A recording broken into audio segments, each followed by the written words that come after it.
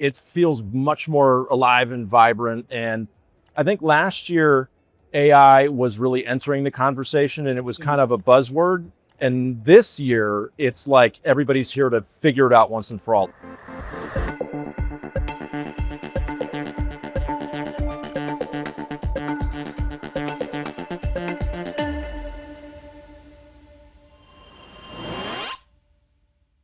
Welcome to our booth, Doug, and it's great to join hands with you. Yeah, thank you for having me. I really appreciate it. Wonderful, wonderful. Being a leader in the dealership industry and then becoming a trusted voice in the industry. Yeah. Now, where like thousands of dealers basically follow you. Yeah. Right? So what is the practical direction that you are looking at right now, AI taking shape into?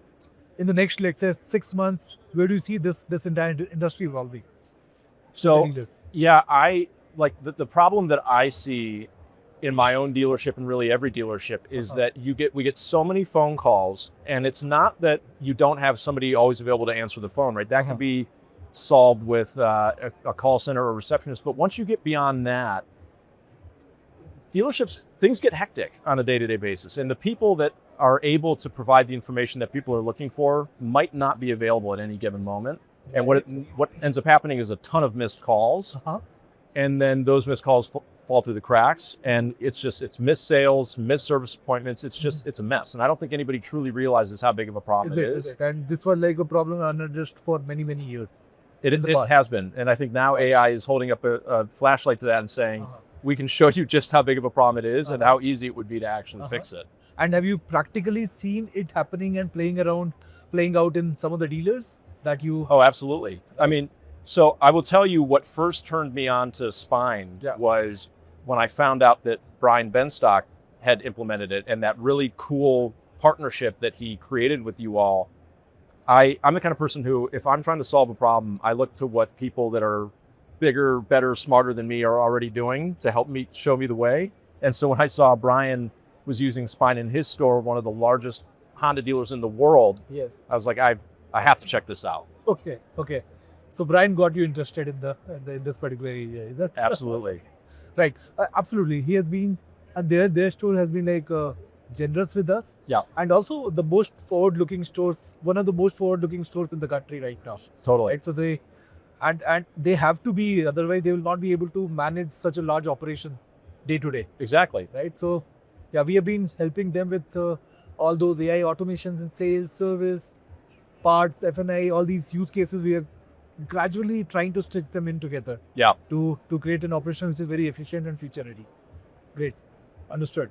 And this is what like a kind of operation that Brian runs at Paragon, which is too huge. Yeah. Which needs this kind of automation and efficiency. Yeah. What about the next set of dealers?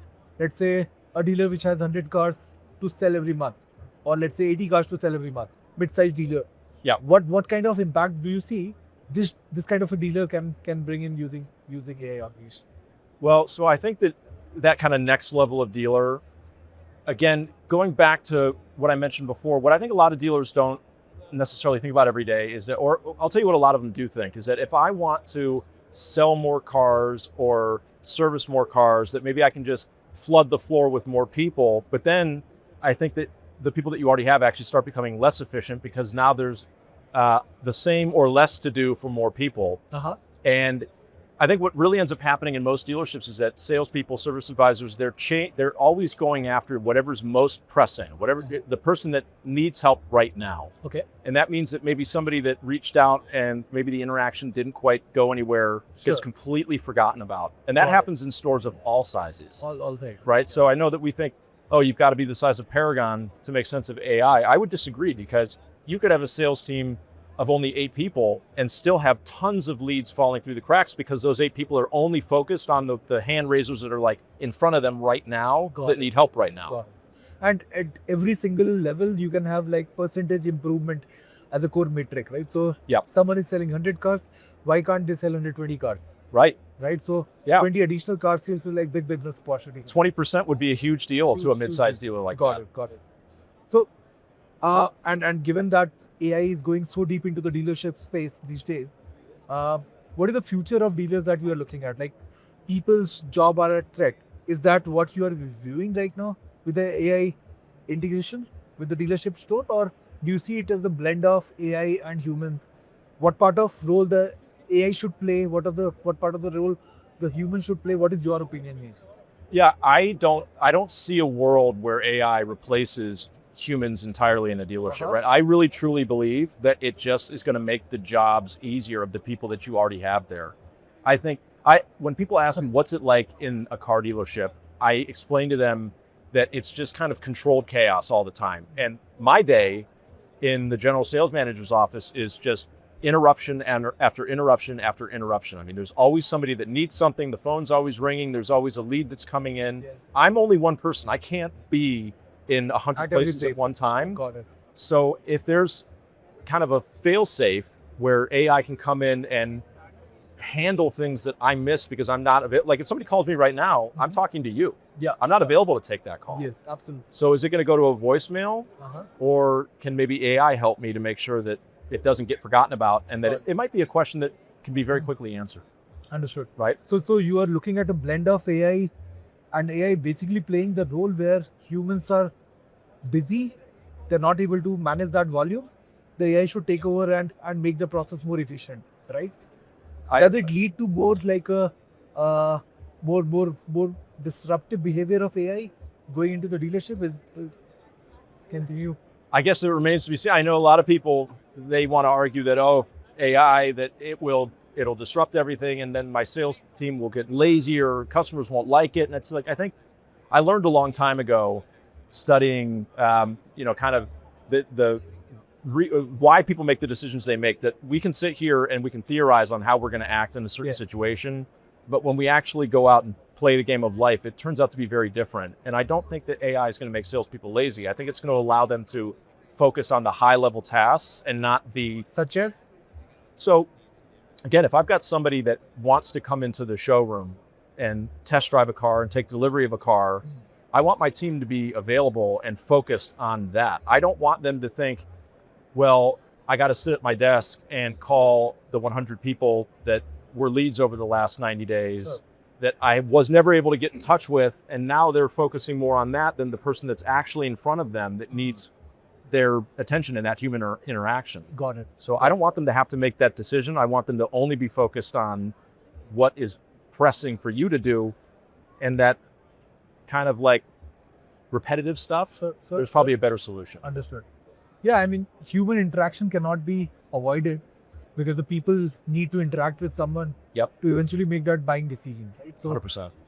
So AI handling the chaos and people making those, like once the process is all set, getting that done to transition, right? So that's where the humans would. And what about after hours? After hours, absolutely. Right?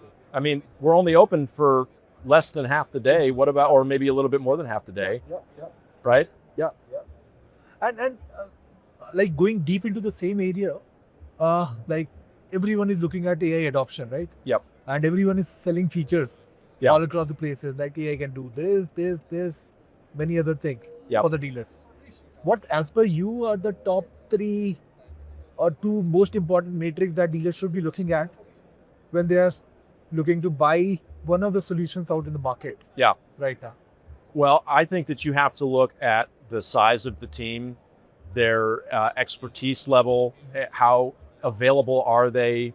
Can they help to make customizations to you? I mean, I think what I found so amazing about Spyne was, with Brian's story, it was that he reached out to you and asked you to kind of create this 3-way partnership. Most vendors are not willing to do things like that. I mean, I remember many times in the past where we would have vendor partners and I would ask them to make what I believe to be very simple changes that would help us in the dealership. And I was met with, we're not going to do that, or that's not, like we could, but they never seemed willing to be a partner. It was more like they wanted the sale and then it was like, see ya. Right? I mean, that doesn't build like a long-term business. No. You need to make the customers happy. 100%. And 100% like successful. Right? So you've got to provide value to the dealership, but then no different than a car buyer wants to buy a car and then still have access. They don't want you to be like, all right, see you later and never talk to you again. Absolutely. So, and dealers want the same thing from vendors, right? Yes, absolutely. And coming back to the same point, the top matrix that you see dealers to evaluate while using any of the conversational intelligence solutions out in the market? Yeah. Let's say we focus on the sales as a overall ecosystem. What metrics do you think would be most important that dealers should be looking at? Like as a person who is running one of the most forward-looking dealers like Yep. you, what data would you be like absolutely be sure of that if this AI can do this, I'll be like sold on this particular solution?